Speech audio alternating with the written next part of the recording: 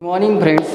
Today the same topic we are going to discuss in the part 2, three question which is written by Leo Tolstoy, who is Russian writer.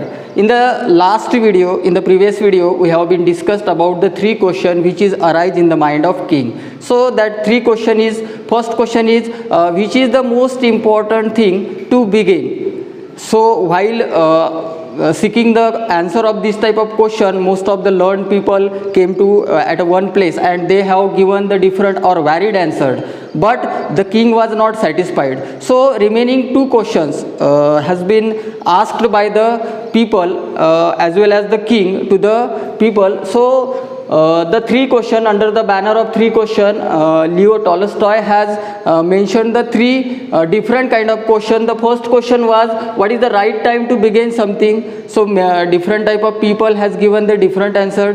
Then the second question was to whom the king have to listen, म्हणजे राजाने कुणाला जास्तीत जास्त ऐकायचं, हा दुसरा प्रश्न होता. And next question was, what is the most important thing for him, राजाला त्याचं राज्य चालवत असताना कोणत्या महत्त्वाच्या गोष्टी किंवा कोणत्या महत्त्वाच्या व्यक्ती असतात, ह्या तीन प्रश्नाचं उत्तर शोधण्यासाठी त्याने हा सर्व खटाटोप केला.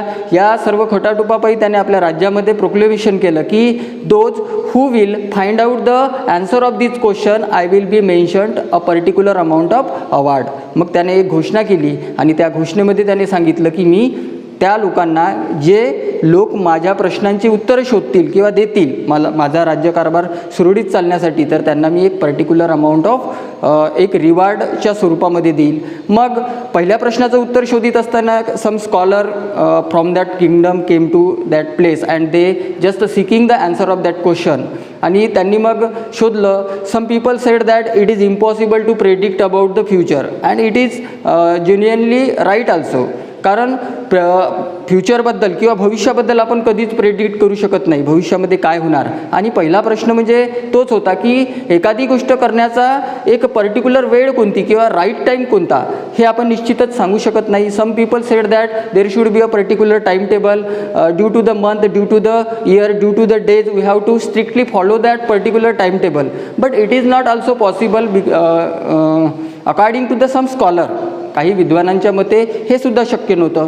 सम people told to the king that there should be a particular people's council, means according to the suggestion of that council we have to mention our kingdom or we have to run our kingdom at the one direction. So these are all the varied question has been given different type of people, but due to this answer king were not satisfied. King was not convinced with the answer which has given by the various scholar from the kingdom. त्याच्या राज्यामध्ये असणाऱ्या स्कॉलर्सने दिलेल्या प्रश्नाचं उत्तर त्याला पटलं नाही आणि शेवटपर्यंत हा प्रश्न अनुत्तरितच राहिला किंवा अनआन्सर्ड राहिलेला आहे. नेक्स्ट पॅरेग्राफमध्ये आपण बघणार आहोत, equally varied were the answer to the second question. Some said the people the king most needed were his counselor, other the priest, other the doctors, while some said the warriors were the most necessary. So the second question was, which people are necessary for the kingdom, for the welfare of the kingdom, which people are necessary. It was the second question which is arise in the mind of king. राजाच्या मनामध्ये दुसरा प्रश्न आला की आपल्या राज्याला किंवा आपला राज्यकारभार सुरळीत चालवण्यासाठी दुसरा महत्त्वाचा व्यक्ती कोण. तर या प्रश्नाचं उत्तर खूप डिफरंट टाईप ऑफ पीपल्सनी, डिफरंट टाईप ऑफ जे स्कॉलर्स होते त्याच्या राज्यामध्ये, त्या राज्याच्या स्कॉलर्सनी देण्याचा प्रयत्न केला. So equally varied were the answer, their answer were also varied, means every single person has the different answer. So equally varied were the answer to the second question. Some people said that the king most needed were his counselor. Some people said that there were some scholar. So according to the opinion of the scholar, some people said that there is the most of the needy or most of the necessary people of the kingdom is counselor. Counselor it means in Marathi सल्लागार, जे त्याच्या राज्य दरबारामध्ये सल्ला देण्याचं काम करतात, ते सल्लागार सर्वात महत्त्वाचे लोक आहे असं काही लोकांचं मत पडलं. Most of the people said that the councillor are the necessary people for the kingdom. Then next other said that the priest. मग काही लोकांना असं वाटलं की त्या राजदरबारामध्ये जे प्रिस्ट लोक असतात, पुजारी लोक असतात, जे धर्माचं पालन करतात आणि आपल्याला धर्म शिकवतात, धर्माने कसं राज्यकारभार चालवायचा हे शिकवतात. तर काही लोकांच्या मते जे प्रिस्ट लोक होते ते सर्वात नेसेसरी पीपल आहे राज्यासाठी किंवा राजदरबारासाठी, अशा पद्धतीत त्याने प्रोक्लेमेशन केलं किंवा त्याने डिक्लेरेशन दिलं. So other said that the doctors, some people said that the doctor are essential factor for the kingdom. वैद्य त्या काळामध्ये डॉक्टर्स म्हणजे वैद्य स्वरूपामध्ये राहत होते, जे मेडिसिन आपल्याला प्रोव्हाइड करत होते. तर राज्याच्या दृष्टीने आणि राजाच्या दृष्टीने सुद्धा तिथे प्रिस्टपेक्षाही डॉक्टर्स आवश्यक आहे किंवा नेसेसरी आहे असं त्यांना वाटायला लागलं. देन अशा पद्धतीत सेकंड प्रश्न किंवा दुसरा प्रश्नसुद्धा व्हेरिड ॲन्सर्स त्याचे देण्यात आले, डिफरंट ॲन्सर देण्यात आले आणि या ॲन्सरने सुद्धा राजाचं समाधान झालेलं नव्हतं. मग त्यानंतर तिसरा प्रश्न, to the third question about what was the most occupation which was the most necessary occupation for the kingdom. म्हणजे असा कोणता व्यवसाय आहे की जो राज्यासाठी खूप चांगला आहे, फायदेशीर असा विषय आहे किंवा ऑक्युपेशन्स आहे. Some replied that the most important thing in the world was science. मग मित्रांनो, या प्रश्नाचं उत्तर देत असताना काही लोकांनी म्हटलं की जगामध्ये किंवा त्या राज्यामध्ये सर्वात जर महत्त्वाचा भाग असेल तर तो म्हणजे विज्ञान. One of the most important thing in the world is a science according to some scholar. त्यांनी म्हटलेलं आहे की कोणता व्यवसाय चांगला आहे. तर त्या काही लोकांचं मत होतं की तिथे सायन्स हाच विषय चांगला राहू शकतो. Most of the people replied that it is one of the most important thing that was science in the world. Others said that it was skilled in warfare, skill in warfare. ज्या लोकांना युद्ध कौशल्य येते किंवा जे लोक युद्धामध्ये निपुण आहे असेच लोक आपल्या राज्यासाठी किंवा हाच व्यवसाय आपल्या राज्यासाठी चांगला आहे असं काही लोकांचं मन पडलं. Other said that it was a skill in warfare. म्हणजे वारफेअर इट मीन्स युद्ध कौशल्य, वार मीन्स युद्ध and fear means a skill, a kind of skill. So the people who are best, who are skillful in the war, that people are essential or necessary for the welfare of the kingdom. According to some people it was skill in warfare, and others said that again it was the religious worship. Some people said that the people who are worshipping as a religion, म्हणजे धर्माचं पालन करणारे किंवा धर्माची पूजा करणारे, देवाधर्माची जी पूजा करतात, धर्माला मानतात, ते लोक आपल्या तो जो व्यवसाय आहे तो आपल्या किंगडमसाठी अत्यंत आवश्यक असा व्यवसाय आहे असं काही लोकांचं मत पडलं. It was the religious worship according to the people. So second question were also unanswered, third questions were also unanswered because king was not convinced with the answer which has given by the scholar which is present in the kingdom. तर तीनही प्रश्नाची उत्तरं समाधानकारक किंगला मिळालेले नाही, कारण पहिला प्रश्न अनुत्तरित राहिला. Various type of people have given their various suggestions. पहिल्या प्रश्नाचं उत्तर देत असताना त्यांनी म्हटलं की आपल्याला आपल्या किंगडमला चालवण्यासाठी कोणती निश्चित वेळ राहू शकते, तर निश्चित वेळ राहू शकत नाही, त्याचं कॉन्सिल असावं, त्याचा पर्टिक्युलर टाईम टेबल असावा. त्यानंतर दुसऱ्या प्रश्नाचं उत्तर देत असताना त्यांनी सांगितलं की कोणते लोक आपल्या किंगडमसाठी चांगले राहील, वॉरियर्स राहील, कॉन्सिलर राहील, प्रिस्ट राहील किंवा रिलिजियस पीपल राहील. तर यासुद्धा प्रश्नाचं उत्तरसुद्धा अनुत्तरित राहिलं. थर्ड क्वेश्चन दिला होता. थर्ड क्वेश्चनमध्ये which is the most essential occupation for the kingdom हा प्रश्न होता. त्या प्रश्नाचं उत्तरसुद्धा डिफरंट पीपलनी डिफरंट टाईप ऑफनी दिलं आणि त्यांनी सांगितलं की religious worshippers are also one of the most important people for the kingdom. Then again said that the science is the one of the best occupation for our kingdom, for the welfare of the people, for the welfare of the society, for the welfare of the nation, as well as these all the question were unanswered and king was not convinced with the answer which was given by the people. So that in the next paragraph the king was convinced by none of these answer and gave the reward to none. It means what? King has not convinced with the answer which given by the scholar. स्कॉलर्सने दिलेल्या ॲन्सरला तो convinced नाही झाला आणि त्याने मग कुणालाच ते रिवॉर्ड जे त्याने डिक्लेअर केलं होतं, प्रोक्लेम केलं होतं त्याच्या किंगडममध्ये, त्यांनी कुणालाच दिलेलं नव्हतं. This answer and gave the reward to none. Gave the reward to none it means he has not given a reward to anybody. In the next paragraph, he decided instead to go to hermit who was widely renowned for his wisdom. So after that, when he didn't get a satisfactory answer from the people, from the scholar who were in the kingdom, so that time he just decided to meet to the hermit. Hermit was the person who is a well renowned person or very famous personality of his kingdom. So he decided instead to go to hermit who was widely renowned for his wisdom. He is the person who can maybe it may be happened that it may be possible that he will be give a answer of the 3 question. So he decided to go to the hermit. राजाने शेवटी हर्मिटकडे जाण्याचा एक प्रयत्न केला किंवा हर्मिटकडे तो गेला. Who was the widely renowned? What is mean by renowned? Renowned, it means the well known person. He is well known person or scholar person or skillful person in the particular thing. So he widely renowned person means he is one of the best personality of his kingdom. So at last the king has to decide to go to the hermit because he was the widely renowned and his wisdom it means he is a skillful in the particular thing. So the hermit lived in the small hut. So where do the hermit live? Hermit live in the small hut, in a small hut in forest which he never left.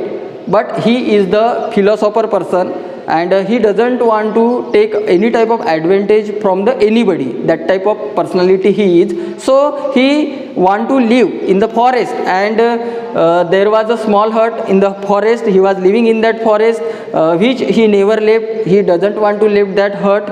He spoke only to common folk. So it is the second quality of that hermit. He didn't want to leave his hut. This is the one more quality. Second one quality is that he spoke only to common folk. Common folk means not a royal personality, not as like a king, not as like a minister, not as like a counselor. Means कोणत्याही royal पर्सनॅलिटीसोबत त्याचं काही घेणं देणं नव्हतं किंवा त्याला royal पर्सनॅलिटीसोबत बोलण्याचा त्याला अविर्भास नव्हता किंवा त्याला बोलावंसं वाटत नव्हतं किंवा तो बोलत नव्हता. तर hermit live in a small hut in a forest which he never left. This is one quality. And second quality is what? He spoke only to common folk. Means he doesn't want to speak to any royal personality. Only common folk म्हणजे सामान्य जनतेसोबतच तो बोलण्याचा प्रयत्न करत होता किंवा तो बोलत होता.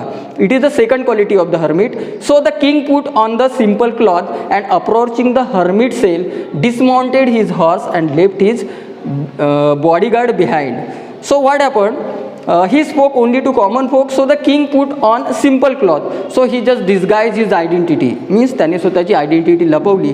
त्याने जे सिंपल पर्सनचे क्लॉथ होते ते परिधान केले आणि सिंपल क्लॉथ परिधान केल्यानंतर त्याने आपला घोडा एका अंतरावर आणि बॉडीगार्डसुद्धा एका अंतरावर ठेवला आणि तो त्याच्या हटच्या दिशेने निघून गेला. तर या पॅरेग्राफमध्ये आपण बघितलेलं आहे तिन्ही प्रश्न अनुत्तरित राहिले. त्या तिन्ही प्रश्नाचे सॅटिस्फॅक्टरी आन्सर न मिळाल्यामुळे त्याने मग एक डिसिजन घेतला की हर्मिट जो की वाईल्ड रिनाऊंड पर्सनॅलिटी होती त्याच्या किंगडममध्ये, मग तो तिथे त्या जाण्याचा प्रयत्न केला.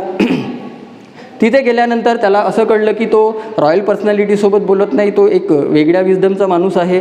मग त्यानंतर त्याने त्या according to the his views म्हणजे त्याच्या मतानुसार मग त्याने एका कॉमन फोकसारखाच आपला पेहराव केला. एखाद्या सामान्य जनतेप्रमाणेच तो तिथे जाण्याचा त्याने प्रयत्न केला आणि शेवटी त्याने वेषांतर करून आपला घोडा एका पर्टिक्युलर ठिकाणी ठेवला. त्यासोबतच त्याने आपला बॉडीगार्डसुद्धा एका विशिष्ट ठिकाणी ठेवला आणि त्याने त्या हटच्या दिशेने त्या हर्मिटच्या दिशेने जाण्याचा प्रयत्न केला. तर या पॅरेग्राफमध्ये आपण सर्व हे शिकलेलो आहोत.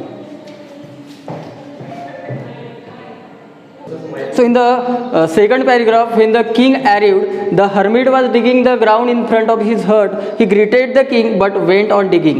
So when he went to the hermit, he disguised his identity and went to the hermit's hut. So that time hermit was digging the ground. He was doing in front of his hut, he was digging the ground. When the king arrived, the hermit was digging the ground. What do you mean by digging? Digging, it means he just doing something work in front of his hut. So hermit was digging the ground in front of his hut. He greeted the king but went on digging. He went there, the king disguising his identity and went at the particular place where the work is going on. So hermit looked at the king. He just greeted good morning, good afternoon like this, but he just again doing his work, doing his same work. It means went on digging. It is the phrase went on digging means he just doing the same work which he was doing before some time. Understood. Then the hermit was frail and weak. So what is the particular physical description of the hermit? He was physically frail. Frail means nistej in Marathi we can say, and weak. Sorry, weak. Okay. Physically he was weak. The physical description we are going to learn here. Physically he was a frail and weak, and each time he struck the ground. Stucking, it means with the spade he just trying to do something on the ground, so he just stucking. Stucking means giving a stroke to the land, giving a stroke to the land. He struck the ground with the spade. Spade means फावडा in Marathi, पावडा किंवा फावडा, the spade, and turn over the little earth. So he just trying to make some crops. For that he just making a cultivation for the land.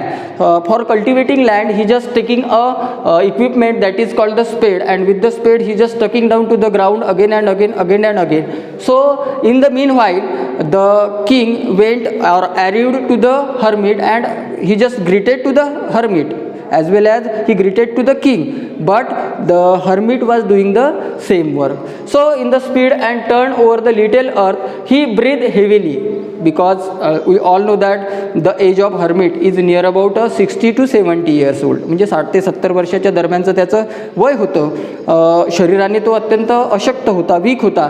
त्यामुळे तो फक्त आपलं काम नित्याने करत असताना त्याला त्याची जे श्वास आहे त्या तो काय ब्रीदिंग हेविली, म्हणजे जोरजोरामध्ये तो हापना बोलते इन हिंदी, जोरजोराने तो काय श्वास घेत होता, थकला होता, तो पूर्ण टायर्ड झालेला होता. त्यामुळं त्याला श्वाससुद्धा तो घेऊ शकत नव्हता. तर अशा पद्धतीची कंडिशन जेव्हा राजाने बघितली तेव्हा the king went up to him and said, I have come to you wise hermit to ask you the answer of my 3 question. मला माझ्या 3 प्रश्नाची उत्तर मिळाले नाही आणि मला माझ्या 3 प्रश्नाची उत्तर पाहिजे आहे, त्यासाठी मी तुझ्याकडे आलेलो आहो. तर जेव्हा त्याने असं म्हटलं त्यावेळीसुद्धा हर्मिटनी कोणताही पॉझिटिव्ह रिस्पॉन्स किंवा पॉझिटिव्ह रिप्लाय दिलेला नव्हता. He breath heavily. The king went up to him and said, I have to come wise hermit to ask you the answer of 3 question. And what were the 3 question? As I told you before that the 3 questions were, how can I learn to do the right thing at the right time.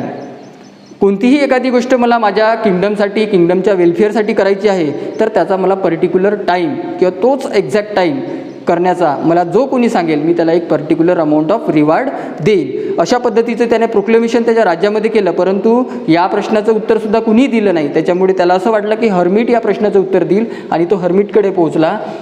So then how can I learn to do? The first question asked to the hermit by the king, and that was what?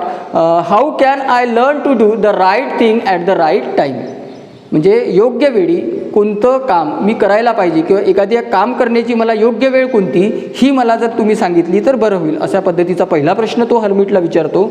Second question were that, who are the people I most need for my kingdom. Means मला कोणते असे लोक आहे जे माझ्यासाठी अत्यंत needy आहे. म्हणजे काही लोकांनी सांगितलं की तुमच्या साठी डॉक्टर्स चांगले राहील, कुणी सांगितलं की फार्मर्स चांगले राहतील, कुणी सांगितलं की फिलॉसॉफर चांगले राहतील, कुणी सांगितलं की डॉक्टर्स किंवा जे अन्य लोक आहे जे वेगवेगळ्या प्रोफेशनमधले लोक आहे ते सर्वच्या सर्व लोक तुम्हाला तुमच्या किंगडमच्या वेलफेअरसाठी तुम्हाला मदतीला कामी येईल. परंतु याही प्रश्नाचं उत्तराने राजा सॅटिस्फाईड झाला नाही. King didn't satisfied with that answer. So he asked the question to the hermit, the same question asked, who are the people I most need. असे कोणते लोक आहे जे मला माझ्या राज्यासाठी गरजेचे आहे, नीड आहे मला त्यांची. And hmm should I therefore pay most attention. आणि मी कोणत्या लोकांकडे जास्तीत जास्त लक्ष द्यायला पाहिजे जेणेकरून माझं राज्य हे भरभराटीला येईल किंवा माझ्या राज्याची प्रोग्रेस होईल. म्हणजे असे कोणते लोक आहे ज्यांना मी ज्यांच्याकडे मी जास्त जर अटेन्शन पे केलं तर मला आणि माझ्या राज्याला त्याचा फायदा होईल. And what affairs are the most important and need my first attention. आणि असे कोणता व्यवसाय आहे ज्याकडे मी जर लक्ष दिलं तर माझा राज्यकारभार सुरळीत चालेल.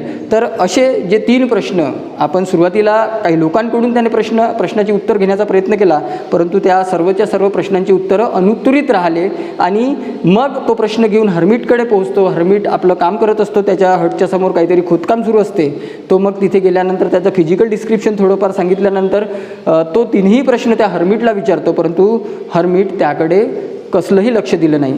तर यानंतर जो नेक्स्ट पॅरेग्राफ आहे त्यामध्ये हर्मिट त्याला पॉझिटिव्ह रिस्पॉन्स देतो की काय किंवा काय होणार ते आपण नेक्स्ट पार्टमध्ये बघणार आहोत. Still then thank you.